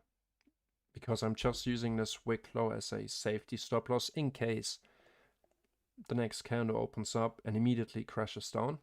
Just for that case, I'm stopped out before we hit a 5-point stop loss. It's rarely the case. That's why I like simply going with the flow. I know that I'm not risking much. I have my area of invalidation. I have a specific plan in mind before I enter the trade. That would be seeing the close below the bullish share value gap. Until I see the close below those areas, my bias remains bullish. Looking for a little scalp for 5 points, 1-to-1 risk to reward. It's not really a 1-to-1 because worst case, I'm, well, let's say 2.5 points. If we really close below the midnight level, would be the most common Stop loss right here. Okay, EU. The DXY continues lower. Now we have a bearish fair value gap. That's interesting. That's a new 15-minute candle, the second 15-minute candle within the 10 to 11 a.m. timing window. Starting to leave behind a bearish fair value gap.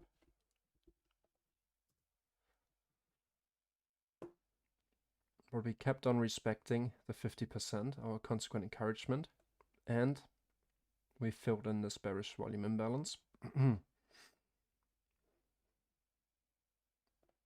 See what that looks like on a 1 minute time frame. Yeah, let's touch the 1 minute here.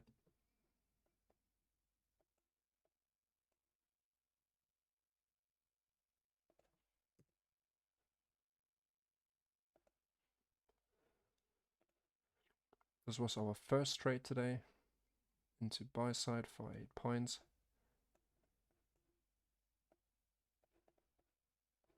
This is our second trade here on NQ of the breaker block. And this would be our third trade, also simply for a quick 1-to-1 risk reward.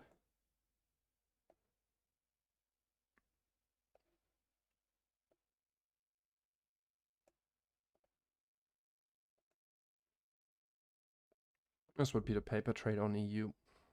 Looking to see if we can break the trend line right here. If we do that, usually would end up being a low resistance liquidity run into our Asia sell side target right here. Asia session low of our highest bearish value gap. This would be our stop loss. Could also see that we maybe have a wick above that before we continue lower. Because very likely many people are going to have their stop just above this high right here. It might be worth stopping them out before we continue higher. 2.5 minutes to go. Right now we are still respecting the bullish fair value gap. On NQ we're already moving back to the upside. So we might want to follow that on ES.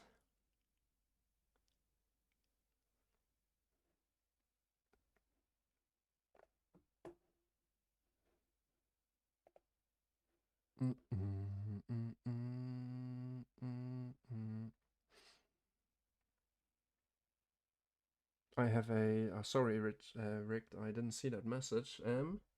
I have two 129-inch ultra wide and 124-inch vertical setup. Really need a 49-inch ultra wide. So you want a free screen setup. What do you have on your vertical monitor, Rick, if you're still watching? I used to have one of those as well, but didn't really need it.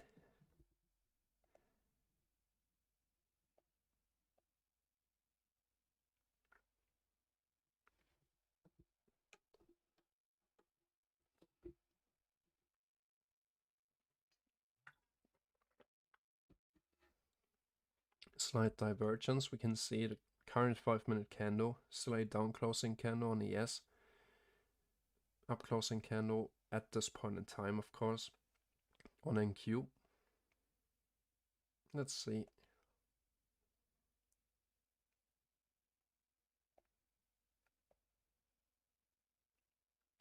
One minute to go before we get our invalidation.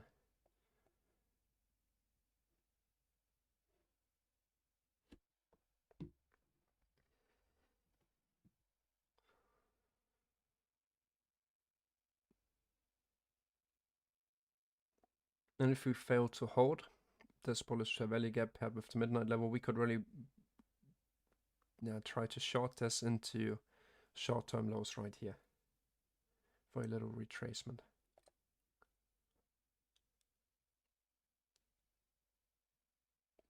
"20 seconds to go." It's that last 1 minute candle here.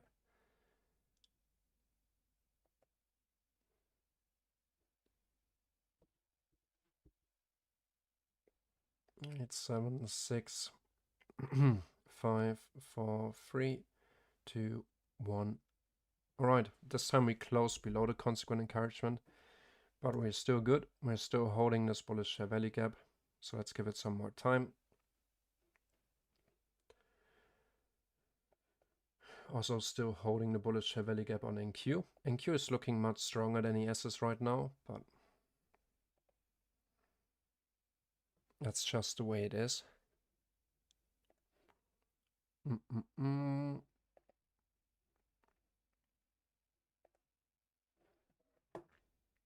Check out my Discord servers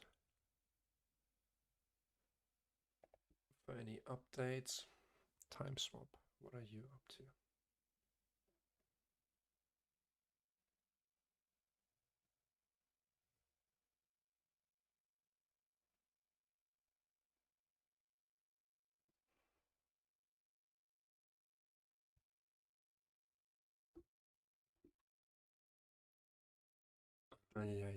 Yeah. All right.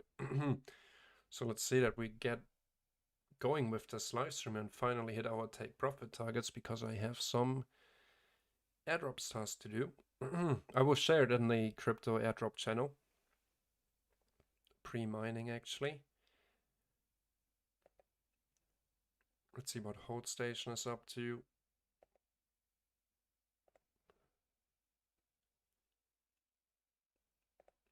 Manta Network.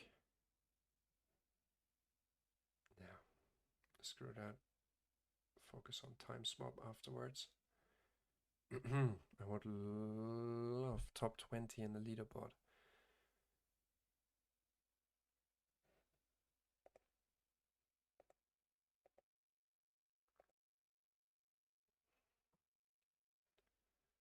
Ooh, baby. Nothing new on YouTube. Well, yeah.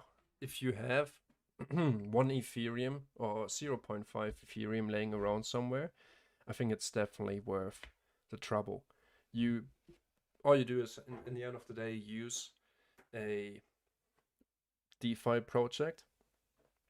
Like, for example, what's the most recent one that I've been dropped? Hold Station, for example. And nice, we had our take profit target on NQ. We're running in $50 profit on our funding pips account. Yeah, long story short, definitely worth it. But also, well, they used to be less work. Now they're more used as a incentive to create activity on a project. So they really want you to do many things in order to be eligible for the project. And there's also more people trying to get them. Back in the day, when I received the Uniswap airdrop, it was really easy to farm them and catch them. But nowadays it's a little bit, yeah, I don't know, overhyped.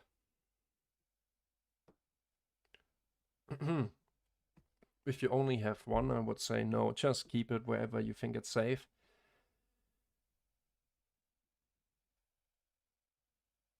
And yeah, leave it at that. You really want a little bit more to create some volume. I like to have $100,000 in transaction volume, because then you get a bigger portion of the airdrop. If a airdrop is coming, most of the time there is, but sometimes you just keep on farming and farming and you never get rewarded. But yeah, that's the airdrop game we play. It's funny. Farming, and you bloody don't get rewarded for it.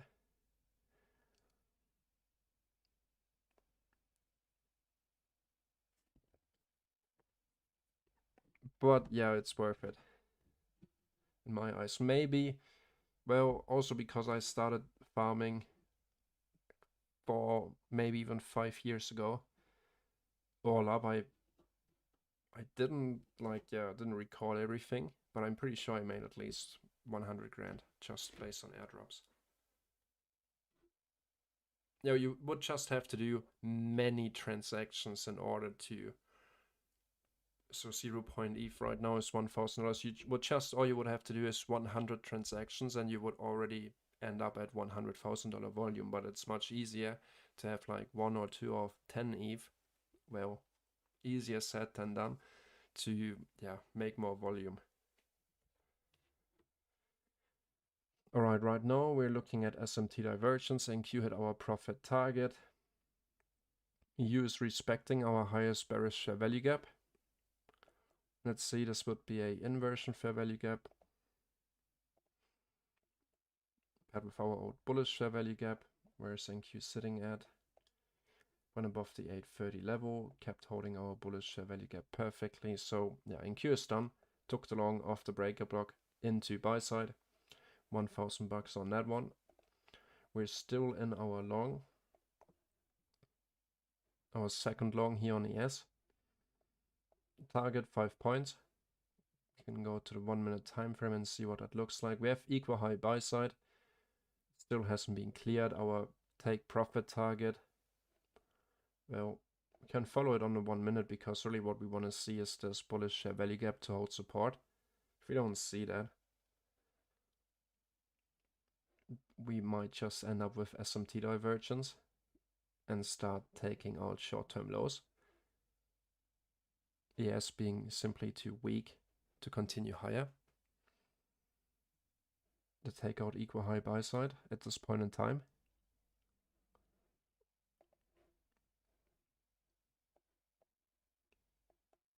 What's the time? It's 11:25. It's really getting tedious. All right, now we're back at the low of our fair value gap. 3 minutes. So we didn't end up holding this 1 minute bullish fair value gap. SMT divergence at the highs.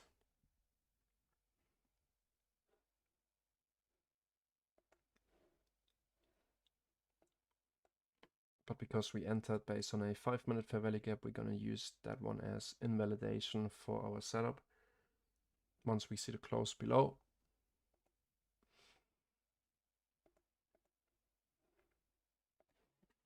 Mm-mm.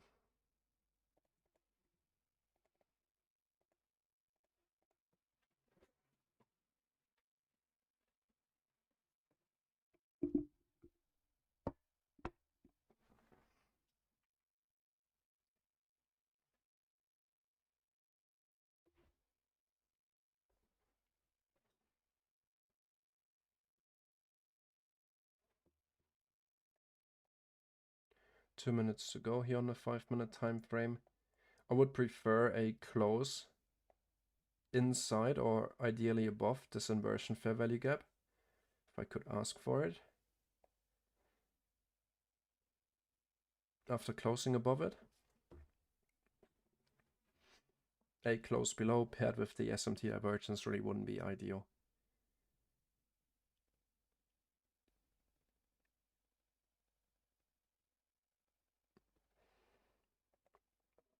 Well, at least we had one profit target. We're still in our paper trade short on EU.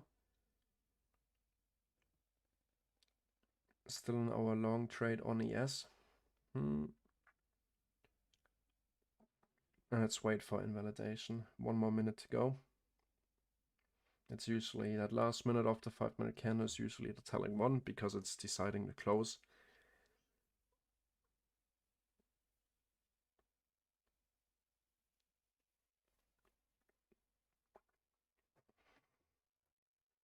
One minute time frame. Equal lows, more sell side.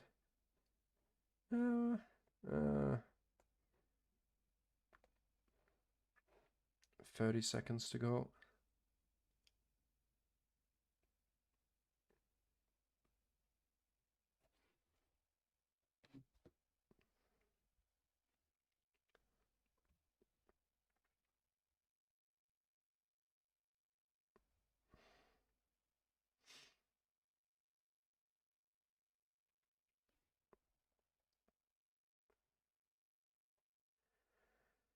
4, 3, 2, 1.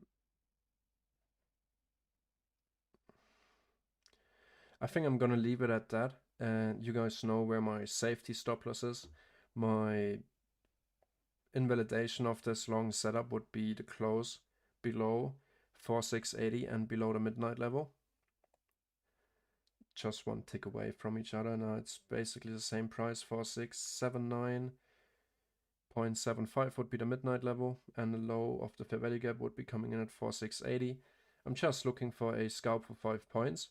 Could also manage the risk better, and let's say you want to look for more than 5 points, maybe target this buy side on a 1 minute time frame right here at 4687.75 inside that highest bearish share value gap after the CPI news event, and maybe target that and yeah, trail your stop loss, bring it to break even.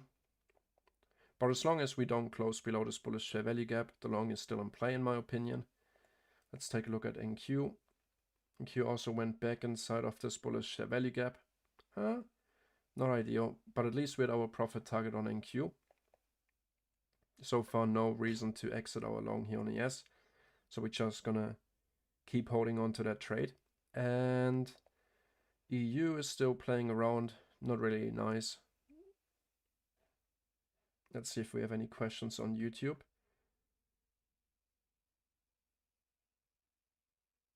Scalp 2 longs, trailings hit, up 1.2 on phase 2. Let's go. Almost halfway. You're halfway of halfway.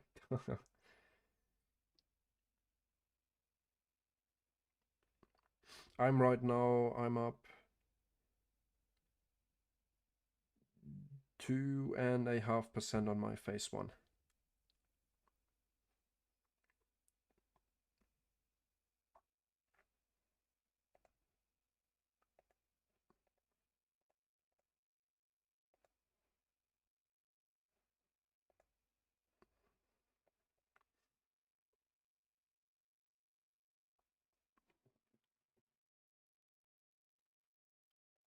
Alright, so I'm gonna just let this sit and monitor it on my second screen while I'm doing some other stuff.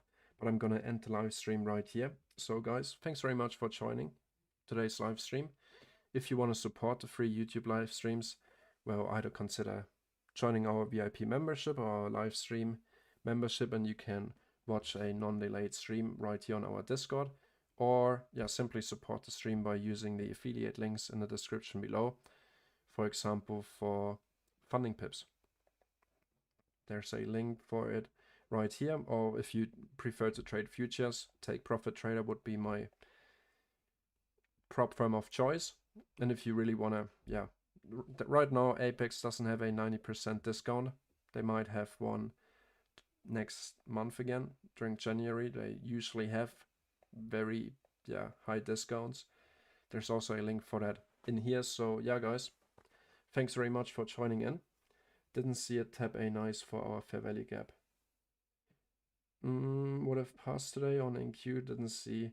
Yeah, it's okay. We all miss setups. Didn't, or well, maybe it just didn't check your textbook setup criteria here on NQ. I just went with the breaker block, but I also didn't take this trade on my funding pips account. For my funding pips account during the New York session, I prefer just managing one position at a time, and I decided to go with ES right here for 8 points. This was a nice trade, can't complain.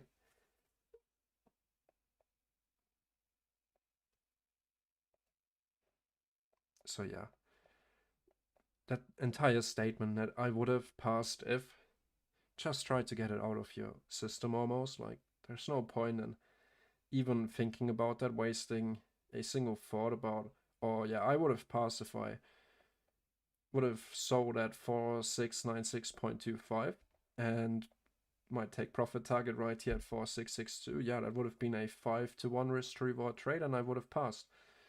Like, it's not worth it wasting thoughts on that. You're up for today. patience. The patient trader will always win against the impatient trader, no matter what.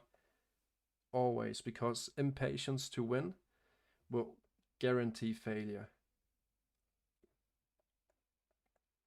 And most of the time that happens if you're only 0.5 or 1% away from your profit target. That's really when that impatience to win comes to show.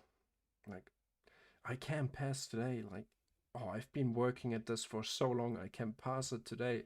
And then that's all you're focused on. And that's most of the times when traders mess it up. Because, yeah, they already had an awesome trade on that day. And they're thinking like, yeah, if I take one more trade, I could pass today and the challenge would finally be over. Also, yeah, almost looking at it like a relief sort of thing, like the stress and the pain is finally away. If I take one more trade today, I finally pass. Don't focus on your PL. Passing or not passing should be a byproduct of you executing and following your system very well. I could have, should have, would have passed so many times, but, well, could have, would have, should have.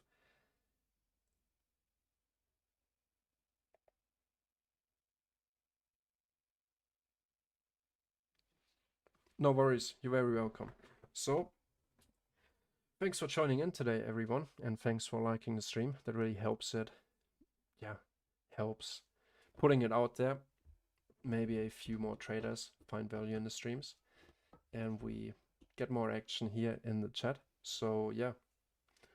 Thanks very much for joining in today. I will be back tomorrow for a pre-FOMC, post-PPI news event, New York session live stream. And while saying that, well, that's usually not the best New York AM session if we have FOMC news past AM session or post AM session and high impact news pre New York Open. It's the tricky, I'd say the most trickiest session. I'd say I'm gonna trade London and I'm gonna, yeah, keep all the VIP members up to date and share my trade ideas and trades that I take if I see good potential. But so far this week, the London kill zone really sucked. I mean, if we look at yesterday, at least on ES, if we look at ES yesterday or today, London kill zone, 5-point range. Yesterday, London kill zone, 3 a.m. Well, we moved, and we also got in and made some profit, but still not really nice comparing it to last week. So I might actually skip London session tomorrow. I might just skip tomorrow overall, but if I see a good opportunity, I take it anyway, because I don't really have to be afraid of losing big. If I manage my risk well, like for example the entry right here, I don't have to be afraid of losing big. And that's why how I came up with that, with this very specific active risk management approach, where I close a trade early on if I see invalidation, and then I needed some rules to invalidate a setup, and it happened to be fair value gaps for me. If I enter on a fair value gap, I want to see that fair value gap being respected for me to, yeah, stay in the trade. If I don't see it being respected, I could potentially get a better entry, and it, yeah, just didn't do what I anticipated it to do around this area. So why should I stay in and wait for my stop loss to be hit? But anyway, that's just my approach. That's what I found works for me really well. And that approach, I'm currently testing that on my Funding Pips CFD challenge. We'll see how it goes. Keep everyone up to date during these live streams. So yeah, let's wrap it up here. I'm gonna take my dog for a walk. Yeah, London really is broken this week. AM sessions have been good, even though we have all these news events. But usually volatility isn't something we have to be afraid of. Scalping a 1 or 5 minute time frame. We usually thrive in volatility. It's where we make the most amount of profit, at least I am. So yeah, we'll see. Maybe gonna trade the PM session tomorrow, post FOMC news. We will see. I will keep everyone up to date on Discord.